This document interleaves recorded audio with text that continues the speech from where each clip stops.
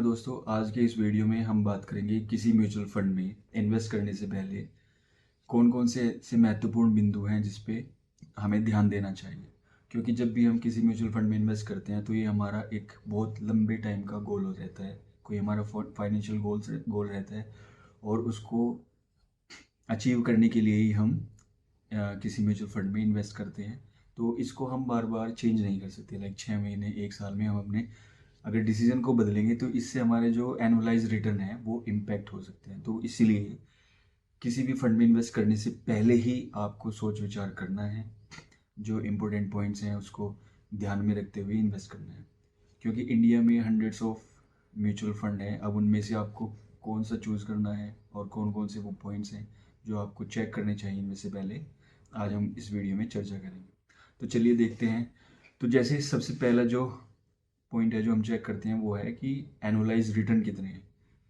तो हम हमें जो एनुअलाइज रिटर्न है यानी जो कैगर है, कंपाउंड एनुअल ग्रोथ रेट, जो कि हर साल की एवरेज औसतन चक्रवृद्धि वार्षिक ब्याज की दर है जो हमें अपने निवेश की राशि पे मिलती है।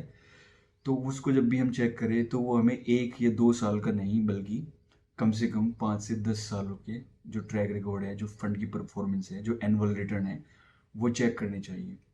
उससे क्या लाभ होता है कि हमें पता चल पाता है, क्योंकि 5 से 10 साल का जो है एक लंबा पीरियड होता है और उसमें जो फंड है वो बियर मार्केट को भी फेस करता है, बुल मार्केट को भी और साइडवेज मार्केट को भी फेस करता है। तो एग्जैक्टली हम पता कर पाते हैं कि जो म्यूचुअल फंड है उसने डिफरेंट डिफरेंट मार्केट में कैसा परफॉर्म किया है और जो हमारे एवरेज उसके बावजूद जो हमारे एवरेज एनुअलाइज रिटर्न है वो कितने हैं। तो इसको कभी भी आप लेटेस्ट ईयर का या पिछले 1-2 साल का चेक ना करते हुए एक काफ़ी पिछले एक काफ़ी लंबे टाइम का 5 से 10 साल का आप एक रिकॉर्ड चेक करें। दूसरा जो पॉइंट है वो आता है कि एसेट अंडर मैनेजमेंट, यानी जो म्यूचुअल फंड है वो कितने पैसे मैनेज कर रहा है, उसके कितने एसेट्स हैं जिसको वो मैनेज कर रहा है। तो ये भी हमें चेक कर लेना चाहिए। इससे हमें एक तो पता चलता है कि अगर एसेट अंडर मैनेजमेंट काफ़ी ज़्यादा है, इसका मतलब वो एक लोकप्रिय जो है वो फंड है, काफ़ी लोग उसमें इन्वेस्टेड है। लेकिन दूसरा पॉइंट ये भी है कि अगर जो एसेट अंडर मैनेजमेंट हमारे बहुत ज़्यादा हो गए तो वो है ना पास परफॉर्मेंस के मुकाबले तो जो उसके आगे की परफॉर्मेंस है वो काफ़ी, जो उसके रिटर्न है तो वो थोड़े धीमे हो सकते हैं। तो इस बात पे भी हमें ध्यान देना चाहिए कि जो म्यूचुअल फंड है वो कितने पैसे इस टाइम पे मैनेज कर रहा है। तीसरा जो इम्पोर्टेंट पॉइंट आता है चार्जेस का, एक्सपेंस रेशियो। तो कोई भी जब भी हम किसी म्यूचुअल फंड को खरीदते हैं तो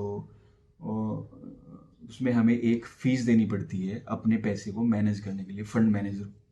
तो वैसे तो हमारे लिए बेटर रहता है कि जो एक्सपेंस रेशियो है वो जितना कम से कम हो उतना बेटर है, क्योंकि एक 0.5 से 1% का जो रिटर्न है साल का, जब हम अपने पोर्टफोलियो को फंड को काफ़ी लंबे टाइम तक रखते हैं तो उसमें 0.5 से 1% का भी जो अगर अंतर आता है तो वो एक लंबे टाइम में काफ़ी हमें महंगा पड़ सकता है, क्योंकि इसमें हमारे लाखों रुपए का जो है वो अंतर आ सकता है जो फाइनल हमारा जो फंड होगा। तो इसमें हमें जितना हमारे लिए कम हो उतना बेटर है। लेकिन इसमें ये है कि आपको सिर्फ एक्सपेंस रेशियो नहीं देखना, एक्सपेंस रेशियो के साथ साथ आपको जो फंड का परफॉर्मेंस है और फंड मैनेजर कौन है, उसका जो पास का क्या परफॉर्मेंस है, उसने कौन कौन से फंड पिछले अपने करियर में क्या कहते हैं मैनेज करे हैं और उसे उसका जो एक्सपीरियंस है वो कितना लंबा एक्सपीरियंस है।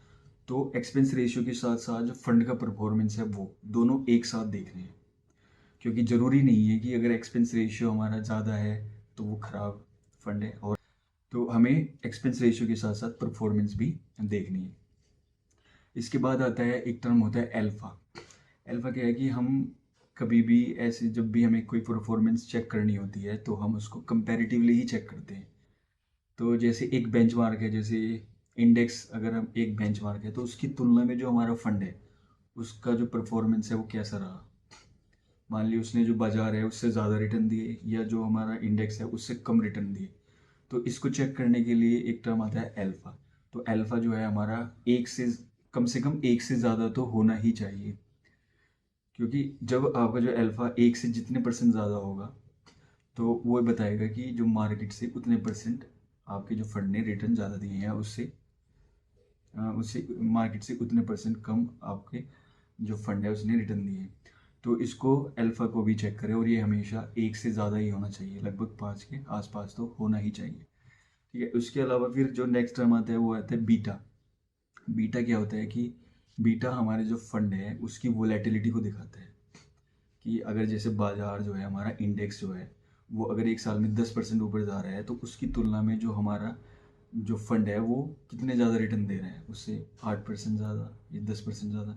और इसके विपरीत जब जो मार्केट हमारा नीचे जा रहा है उसकी तुलना में जो हमारा फंड है वो कितने नीचे जा रहा है। मान लिया अगर मार्केट जो है वो 5% गिर रहा है, लेकिन हमारा जो पोर्टफोलियो है वो 10% गिर रहा है, तो इस बीटा है वो हमारे जो फंड का वो कम, 1 से कम होना चाहिए।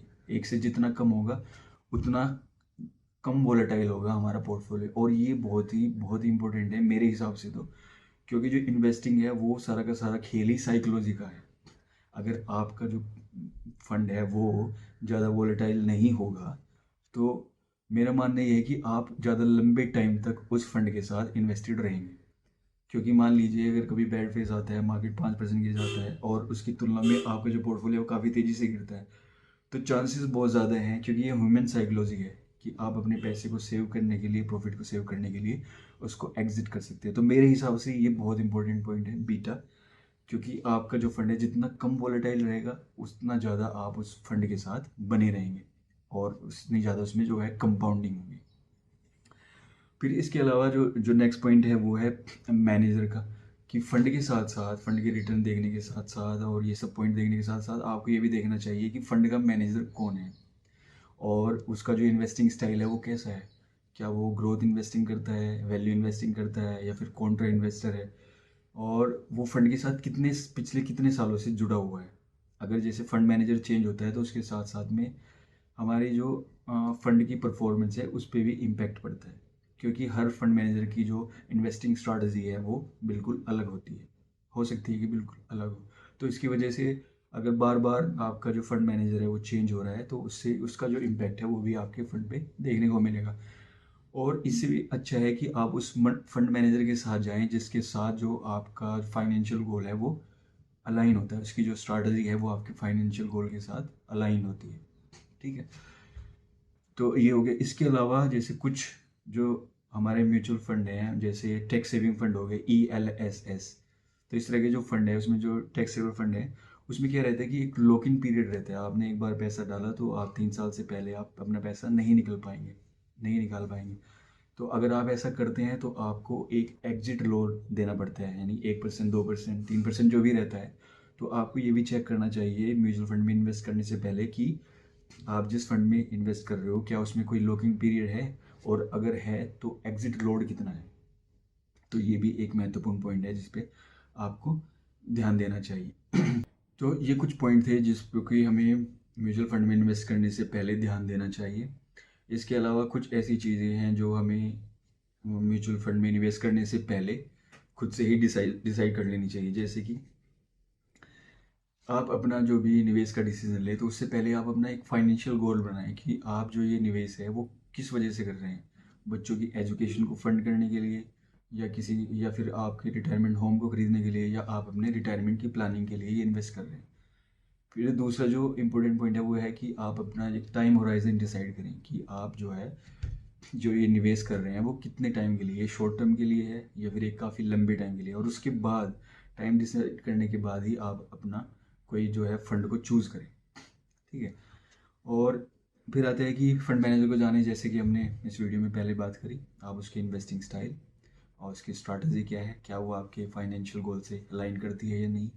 ठीक है, उसका ट्रैक रिकॉर्ड क्या है, उसका एक्सपीरियंस क्या है, उसने पहले कौन कौन से जो है फंड मैनेज करें हैं और वहाँ पे उसका क्या परफॉर्मेंस रहा है, तो ये सब चेक करें। इसके अलावा जैसे नए नए फंड्स आ रहे हैं मार्केट में, जैसे कुछ सेक्टोरियल फंड हो गए, कि उसमें क्या होता है कि आप किसी एक सेक्टर की ही सारी कंपनियों में इन्वेस्ट करते हैं। मान लीजिए कोई फार्मा फंड है तो आप फार्मा की कंपनीज में ही इन्वेस्ट करते हैं, या IT फंड है तो IT सेक्टर की सभी कंपनियों में इन्वेस्ट करते हैं, या फिर बैंकिंग फंड है तो बैंक में। तो इसमें इस तरह के जो सेक्टोरल फंड है उसको आप अवॉइड करें, क्योंकि आपका जो सारा पैसा है वो सिर्फ एक इंडस्ट्री में लगेगा, और अगर इंडस्ट्री में दिक्कत आती है तो फिर वो क्या कहते हैं, उसके जो आपके रिटर्न है, जो आपके फंड की रिटर्न है वो काफ़ी ज़्यादा इम्पैक्ट होने के चांसेस रहते हैं। तो आप जो सेक्टोरल फंड है उसको अवॉइड करें।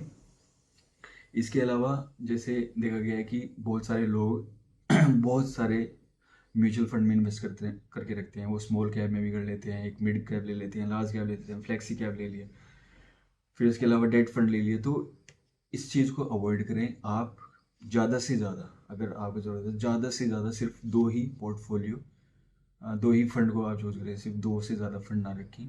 क्योंकि अगर आप जितने ज़्यादा फंड में पैसा लगाएंगे तो ओवरऑल जो आपकी जो परफॉर्मेंस है, जो रिटर्न्स हैं, वो कम हो जाएंगे। तो आप अगर आपको वैसे तो सिर्फ एक ही फंड पे फोकस करें। इम्पोर्टेंट चीज़ ये है कि आप कोई एक अच्छा फंड ले लें, कोई एक अच्छा फ्लेक्सी फंड ले लें और उसके साथ एक लंबे टाइम तक जुड़े रहें। और अगर आप फिर भी चाहते हैं तो आप ज़्यादा से ज़्यादा दो फंड रख सकते हैं मेरे हिसाब से। वीडियो के कंक्लूजन पे चलते हैं। तो जैसे कि आपने देखा कि जब भी हम एनुअलाइज रिटर्न चेक करें तो वो रिसेंट ईयर की ना करके हमें पिछले 5 से 10 साल के लिए करनी चाहिए। इसके अलावा एक्सपेंस रेशियो को कभी भी आप अकेले मत देखें, उसको जो फंड है उसकी परफॉर्मेंस के साथ देखें, उसके बाद तुलना करें और फिर आप डिसाइड करें। तीसरा कि जैसे जो इम्पोर्टेंट टर्म्स हैं अल्फ़ा बीटा, है ना, और मैनेजर के बारे में ज़रूर जानें, उसकी क्या स्ट्रैटेजी है, म्यूचुअल फंड खरीदा उसमें कोई एग्जिट लोड तो नहीं है। इसके अलावा आप सबसे पहले अपना जो है फाइनेंशियल गोल डिसाइड करें, उसके बाद ही आप निवेश करने की सोचें। अपना एक टाइम होराइजन आप सेट कर लीजिए कि आप कितने टाइम में इन्वेस्ट करना चाहते हैं। अलावा आप जो है वो जो सेक्टोरल या स्पेसिफिक इंडस्ट्री स्पेसिफिक फंड है तो उनको अवॉइड करें और ज़्यादा से ज़्यादा सिर्फ दो ही फंड आप रखें। तो आज के लिए इस वीडियो में इतना ही। Thank you very much for your time. मुझे आशा है कि आपको ये वीडियो अच्छा लगा होगा। अगर अच्छा लगा है तो आप इस वीडियो को लाइक करें, शेयर करें और चैनल को सब्सक्राइब करें। Thank you very much.